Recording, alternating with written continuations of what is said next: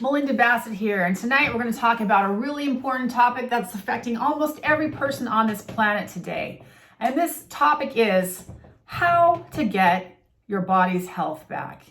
And I don't like the word health. It's not indicative of what's really going on here. So we're going to substitute, instead of using the word health, we're going to say functioning. Because when we talk about your physiological health, the health of your body, we're actually talking about how well is your body functioning. And we're actually talking about a cellular level. Since your body is made up of cells, we're talking about cellular functioning. How well is your body functioning? So I don't like this word health. We're not going to use health anymore. We're going to talk about functionality. So let me ask you, how well is your body functioning? Most people alive today in the United States have serious complaints about how their body is functioning. They either can't sleep well or they feel fatigued. Probably fatigue is the number one complaint. There's many chronic illnesses, many autoimmune illnesses, rheumatoid arthritis, regular arthritis, fatigue disorders, chronic fatigue syndrome, fibromyalgia is rampant. So we've got all kinds, and then we've just got a general feeling of malaise. A general feeling of malaise. Most people walk around like they're half dead.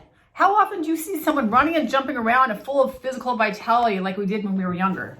In 2023. In the past 20 years, there's been a serious decline in the amount of physical vitality that I see in other people walking around. And I'm not the only person to notice this. Most people are walking around like they're half dead. There's a serious denouement of physical vitality that's affecting our country. And it is affecting the world too, but particularly in industrialized countries and industrialized societies like ours. And there are many, many factors for this.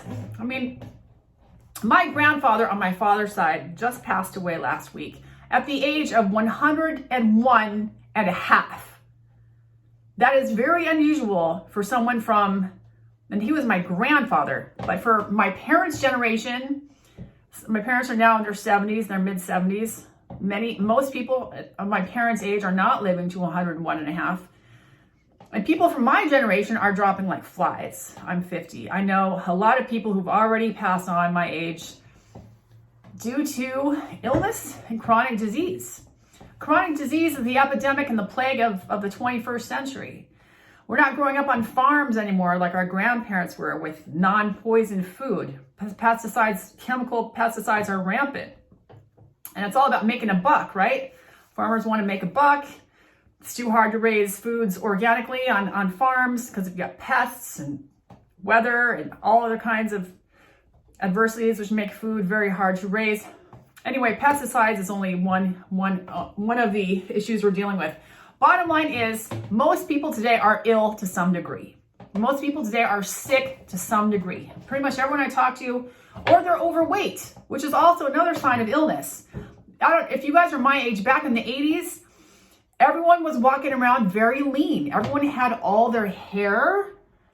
It was very unusual for someone to be sick. In fact, it was so unusual that people told you not to discuss it or not to let anyone know if you had a health challenge, if you had a problem with your body, because it was something to be ashamed about, something very frightening. And back to my grandfather who just passed away last week, he has every hair on his head still.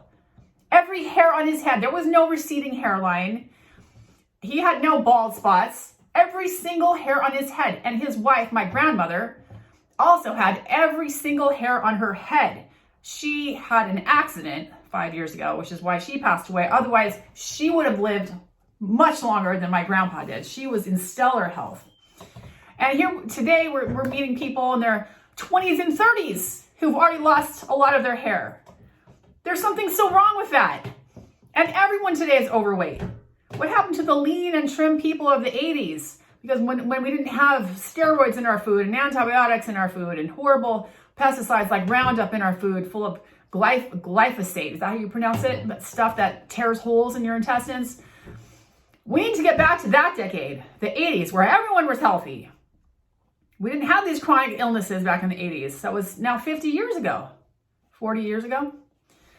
So the first rule when you're trying to get your functioning back, if you're suffering from a fatigue disorder or some other kind of long-winded chronic illness, the very first step is to stop the poisoning. Stop the poisoning. And for most of us will think that certain of these poisons are very innocuous and they're not that harmful and they shouldn't be a problem, but they are. Poisons, even as innocuous as coffee, can completely halt and arrest the body's cleansing mechanism. Poisons such as cigarettes. Everyone knows that cigarettes are very harmful to the lungs and other parts of the body, but they're a distinct systemic poison. And as long as a person is still intaking nicotine in the form of cigarettes or tobacco, their bodies will not be able to clean themselves out to the point that they'll be able to improve the functioning of their bodies. And I already mentioned coffee. Coffee is a distinct poison. It's not meant to be ingested. It's actually meant to be used on your skin, on the outer parts of your skin, for bruises and such. It talks about that in the scriptures. It is not to be ingested. As long as a person continues to drink coffee, they will not be able to improve the functioning of their body. I am sorry. This is bad news. I had to confront this. Most people don't have as bad of a coffee addiction as I used to have. I was a horrible coffee addict during the almost 4 years that I was poisoning myself and abusing my body at the beginning of my chronic illness, chronic fatigue syndrome. So most people are nowhere nearly as bad as I used to be, but even 1 or 2 cups of coffee a day is very harmful. What's the big deal with coffee? Okay, it doesn't seem like it's that bad, but in my mind, first of all, the most harmful thing about coffee is that it masks the body's need for nutrition. It masks the body's need for nutrition. Now, why is that? Have you ever noticed that if you're ever hungry and you had a cup of coffee, instead of eating, all of a sudden your desire for food went away? Now, why is that? Well, because coffee is a stimulant. It stimulates the central nervous system and it takes away the need for food. So what has actually happened here? We're going to talk about the stimulant effect in just a second. But the really bad part about coffee is it masks your body's need for food. Your body expressed a desire for food. It expressed a desire for nourishment. And instead, we gave it a substance which accelerated the central nervous system and poisoned the central nervous system. It took away our appetite. So we missed out on an opportunity for a nourishing meal. Now, our body is like a building. It's also like a car. But for this analogy, I'm going to use the analogy of a house. Your body is like a house. And it's telling you, I need mortar, I need bricks, I need window panes in the form of hunger. And instead, we give it 1 or 2 cups of coffee in the morning, which, by the way, that first meal of the day after your body's been sleeping or fasting for 8 hours or however long you've been sleeping, that first meal is very important because it's a foundation for the rest of the day. So if instead of listening to my body's signal telling me it needs nourishment, and I give it a hot brown cup of poison instead of nourishment, I'm missing out on an opportunity to build my foundation. And what happens if you build a house without the proper materials? If you build a house without a solid foundation, well, holes are going to start to appear in that house. Cracks are going to start to appear in that foundation. We want a solid foundation. So for the purposes of this analogy, every single time your body expresses a need for nutrition, we either satisfy that need in a balanced way or we fast completely. Fasting is not poisoning. Fasting is not taking diet pills or coffee or something that suppresses the appetite. Fasting is actually going without food completely so that the body can feed itself in a balanced manner off of its internal food stores. We're going to talk more about fasting later. Put that to the side for now. The point we're making right now is coffee and also cigarettes suppress the appetite, suppress the body's need for nutrition and nourishment, and we miss out on that opportunity. So, coffee and cigarettes kill the need for food. We miss out on the opportunity to build our foundation, and they're distinctly poisonous. So when we're talking about stopping the poisoning for the purposes of cleansing the body out, when we're at the beginning of a road to recovery, we want to get better, we've been suffering for a long time, the first thing I need to do is examine my lifestyle habits. What am I doing that's preventing the functioning of my body from going back to normal? And the first thing is usually something that I'm ingesting. Coffee, cigarettes, and then we'll move on to, well, of course, people who use alcohol and recreational drugs, that's a no-brainer. Those all have to be stopped immediately. And if the person is suffering from an addiction, of course, that they're not able to stop on their own self-control, on their own will. And that's why we have such wonderful programs like Alcoholics Anonymous, etc. Let's move on to prescription medications. Now, this is going to be revolutionary for some of you.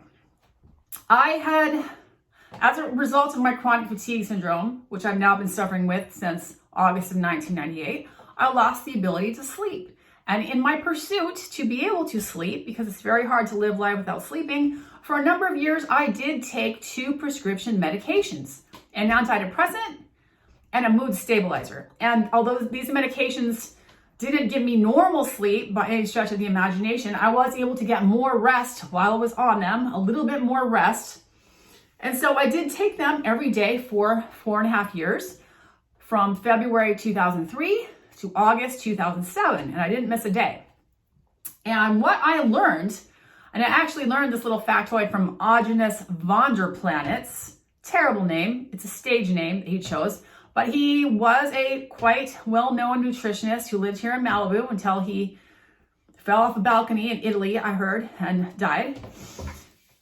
He wrote a book, and in his book, he said that prescription medications kill the bacteria that are necessary for healing. Prescription medications effectively kill the good bacteria that's necessary for healing. And this can be proven in a urinalysis. If you were to go get your urine tested, and before you have your urine tested, you take your prescription meds, let's say psych meds in this case, like I was taking, and then you examine your urine under a microscope, you will see that instead of live bacteria floating around, doing their job in your urine, you will find dead bacteria. And then if you were to repeat the same urinalysis with not having taken prescription psych medications for, let's say, a week before this urinalysis, under a microscopic examination, the urinalysis will show live bacteria floating around. I'm sorry, I think I just got that messed up, but I think I said it the wrong way. Prescription medications show dead bacteria in the urine. When we don't take prescription medications, we see live bacteria in the urine.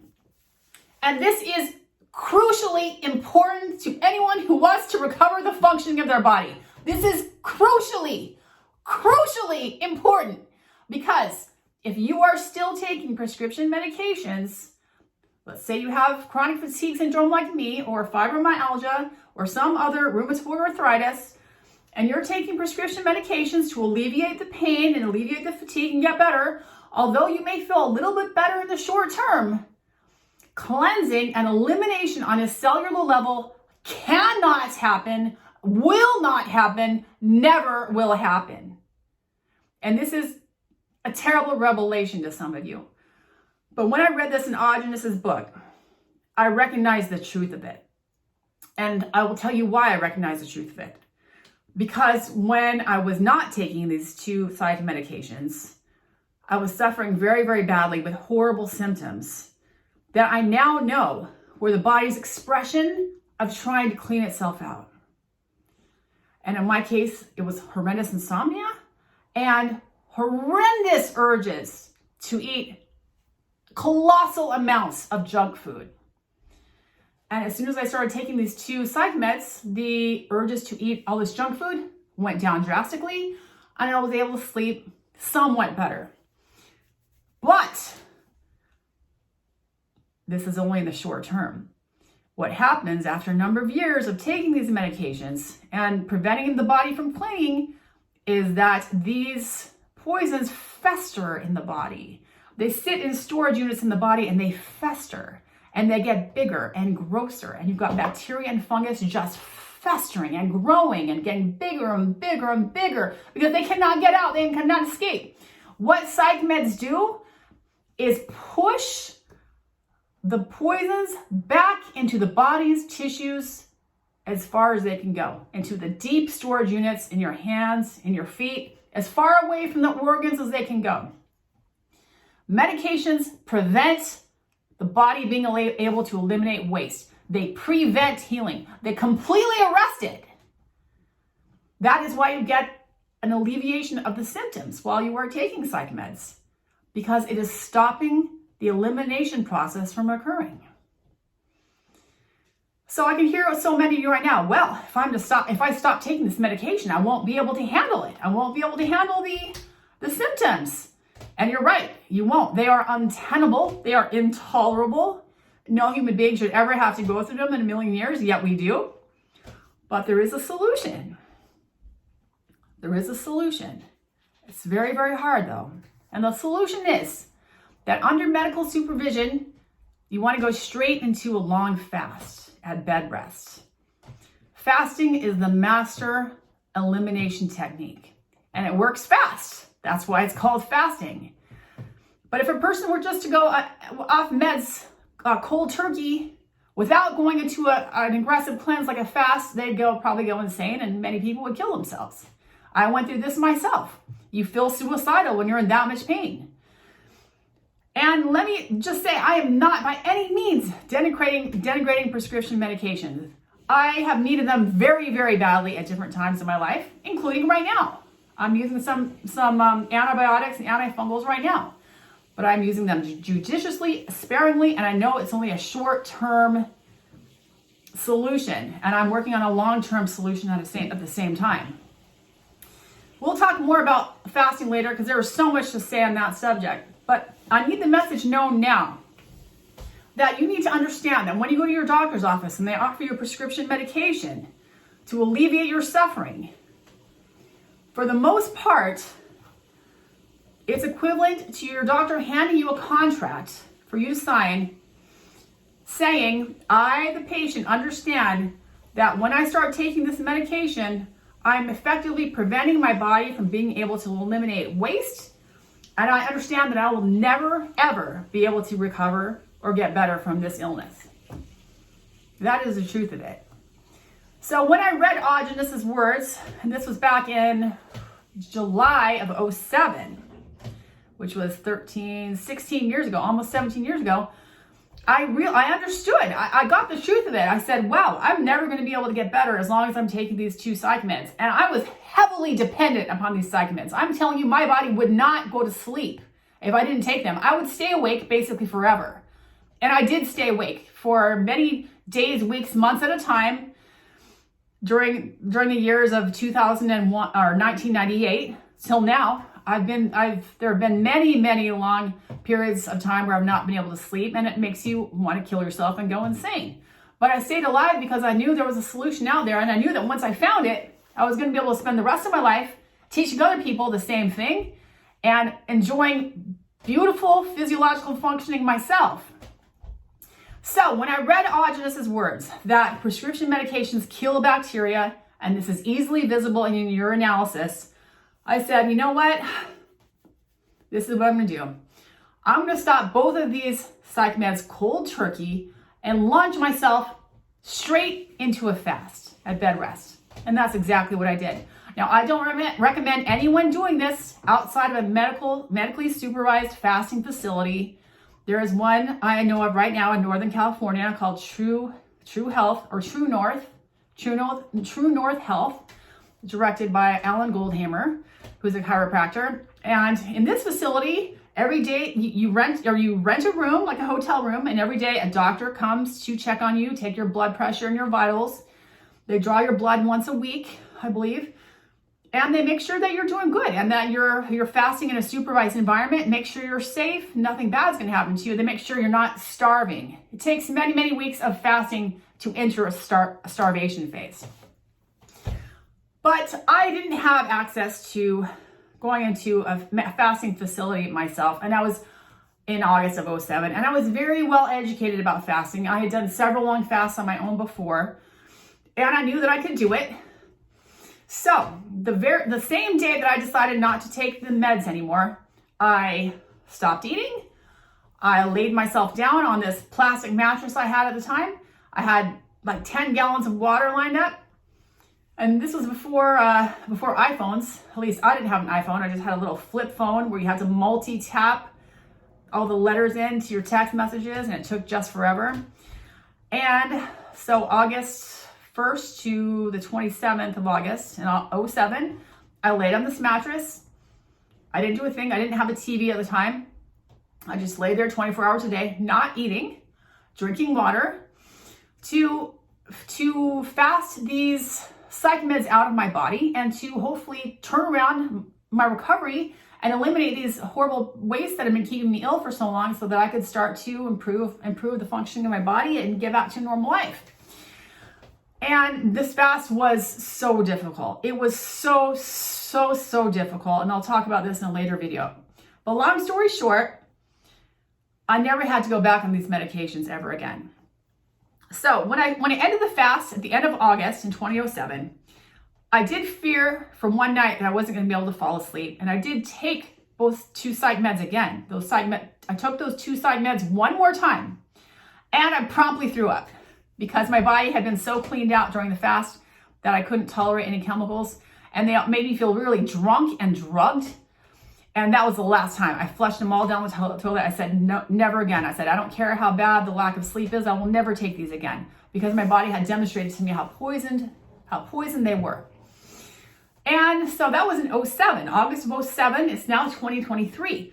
I still had very difficult times trying to sleep between then and now. And shortly after I ended that fast in August of 07, the symptoms returned of the horrific urges to eat junk food. And this was another really big revelation to me that helped me realize that these psych meds had killed the bacteria necessary for healing. Because as long as I was taking them, these horrible urges to eat junk food were at bay. But as soon as I stopped taking them, they came back. But these junk food cravings were an expression of healing. The good bacteria was trying somehow to clean my body out, and it expressed itself as a horrendous urge to eat, especially donuts. And literally I couldn't fall asleep unless I ate a ton of food. But I knew I had to go down this path if I ever wanted to get my functioning back. So I was willing to endure it. And I still have to endure a permutation of this. I'm still going through it, although my symptoms have been largely attenuated to some degree, but they're still very bad on plenty of days. But the point is, I'm going in the right direction. See, you want to be going in the right direction. Otherwise, if you're in a stasis, if you're stuck on prescription medications and coffee and cigarettes, and you're wanting to be better so badly, and you're wanting to be over this fatigue disorder, and you want to get your weight back and your life back and your energy back and your health back, it will never happen. It can't. We have to align ourselves with universal principles at play. And once you find out what these universal principles are, we have to align ourselves with them. We have no choice. The waves of the ocean are going to keep coming in. You can't stop them. All you can do is align yourself with the waves. Okay? The sun is going to keep coming up in the morning. The sun's going to keep coming down at night. There's nothing you can do about it. You have to align yourself with that fact. Gravity is a fact. If you fall or jump off a building, the gravity will pull you downward. There's nothing you can do about that. It's an incontrovertible universal fact. And so is the fact that if you are ill and you want your body to recover, you must stop all poisoning substances, even under the heading of prescription medications. It's a tough pill to swallow. Get it? Tough pill to swallow. It's a bitter pill to swallow. And like I mentioned before, I'm in no way denigrating prescription medications. I love modern medicine. I go to the emergency room frequently. I avail myself of all the medications that I need at the time, but I also understand you can't use them chronically. They're for short-term use only. They're to save your life. They're to keep you alive. But if you desire long-term physiological functioning, you cannot take prescription meds on a daily basis or a weekly basis or a monthly basis. The body needs good bacteria to heal. The good bacteria in the body heals the body. And it can only come out when it's not being suppressed through prescription medications. So we're talking about stopping the poisoning. Your body's always trying to get better. The universe is always trying to heal us. This is another great fact of life. If we take out the obstructions, the body and the mind and the soul and the spirit are all trying to heal. The universe is trying to heal us. So we want to eliminate all the obstructions that are in the way of healing. Coffee, cigarettes, alcohol, all recreational drugs, all prescription drugs except when needed for short-term use. And then once the poisoning has all stopped, if you're really ill, like I was and am, your symptoms are going to be really, really bad, probably unbearable. And that's when we need to institute a fast.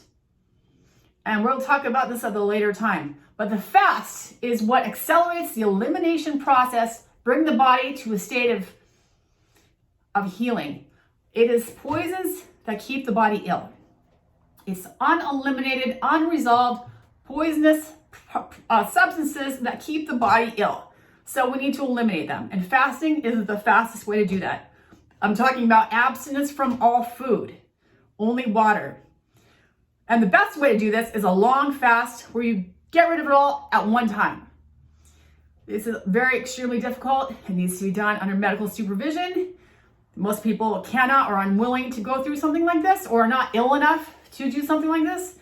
I have done many, many long fasts on my own. And as you all know, I still have not recovered my health, but I'm also still alive. And I would have expired in 2012 if I had not done all the fasting work that I have. I almost expired in 2012. 2006 was also another really, really hard year for me. That's when I started fasting. But the fact that my body is still alive is a testament to all the fasting that I have done.